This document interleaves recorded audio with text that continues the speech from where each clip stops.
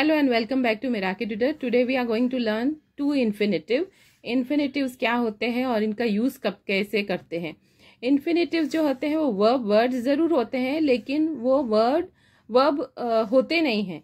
यानी ये पोज करते हैं जैसे वर्ब वर्ड्स हैं, लेकिन इनका मतलब होता है करने के लिए.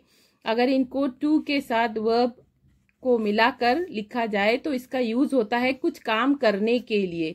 उसका जो मीनिंग बनता है वो हिंदी में हम अगर बोले तो कुछ काम करने के लिए. जैसे टू स्विम, तो स्विम जो है वो स्विमिंग करने के लिए. कोई स्विमिंग कर नहीं रहा है, यहाँ पर किसी चीज को, किसी काम को के बारे में बताने के लिए जो है वो इन्फिनेटिव का यूज होता है. और इसका जो स्ट्रक्चर है वो टू प्लस वर्ब है, और ये वर्ब बेस वर्ड होता है. बेस वर्ब जो वर्ड होता है वो यूज होता है, जैसे to swim, to do, to deal, to involve, ऐसे. तो देखते हैं इनका यूज कब होता है. पहला जो यूज है वो गोल्स और अचीवमेंट्स बताने के लिए, जैसे to pass this exam I need to work hard. यानी एग्जाम पास करने के लिए मुझे बहुत मेहनत करनी है, गोल बताने के लिए. ये गोल बताने के लिए हो गया. और to become a teacher had been my dream. Teacher बनना, टू बिकम, ये मेरा अचीवमेंट था कि मुझे बनने के लिए, ये ड्रीम मेरा साकार करने के लिए, मुझे टीचर बनने के लिए ये मेरा ड्रीम था. नेक्स्ट जो है वो पर्पस बताने के लिए, यानी आप काम क्यों कर रहे हैं. जैसे she is working hard to pay her date, कि वो वर्क हार्ड कर रही है टू पे, उसका जो है वो कर्जा अदा करने के लिए. उसका पर्पस क्या है, कर्जा अदा करना. तो यहाँ पे देखिए टू पे पर्पस के लिए आ गया. नेक्स्ट जो है वो इंस्ट्रक्शन के लिए, to delete the message press two, कि मैसेज को डिलीट करने के लिए. देखिए यहाँ पे कर्जा अदा करने के लिए, डिलीट करने के लिए मैसेज को. To bake a cake we need flour and so on. तो केक बनाने के लिए, यहाँ पे ये कोई काम कर नहीं रहा है, एक इंस्ट्रक्शन के तौर पर हम बता रहे हैं. तो टू बेक, देखिए वर्ड जो है वो बेस वर्ड है वर्ब का, लेकिन यहाँ पे कोई काम कर नहीं रहा है. To bake a cake instruction के लिए आया हुआ है. तो इस तरीके से जो है वो इन्फिनेटिव का यूज होता है. नेक्स्ट जो है वो वर्ब के साथ इन्फिनेटिव. कुछ वर्ब वर्ड्स ऐसे होते हैं जिनके साथ सिर्फ इन्फिनेटिव ही जाता है, जेरेंड नहीं जाता है. मैं आपसे नेक्स्ट वीडियो शेयर करूंगी जिसमें जेरेंड के बारे में डिटेल में आपको इन्फॉर्मेशन दूंगी, और क्या होता है जेरेंड, उसका यूज कैसे होता है. लेकिन अभी आप देखिए कि ये वर्ब वर्ड जो है वो आपको याद करने पड़ेंगे, क्योंकि इनके साथ सिर्फ इन्फिनेटिव ही जाता है, जेरेंड नहीं यूज होता है.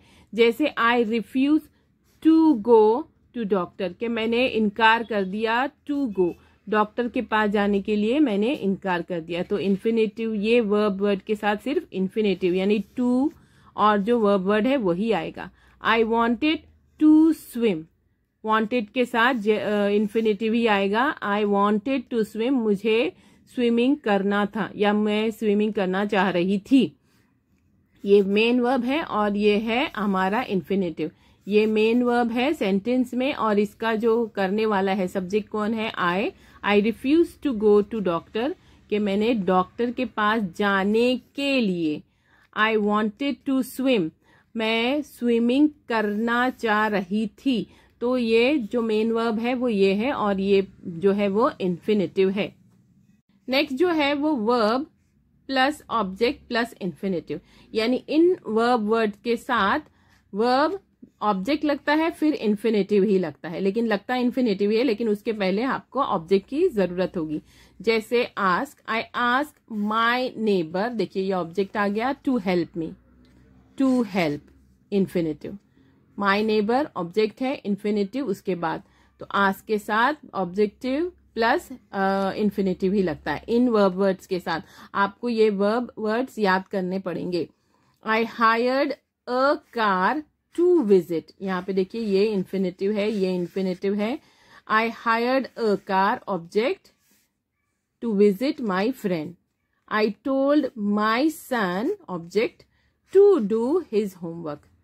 टू डू इन्फिनेटिव है.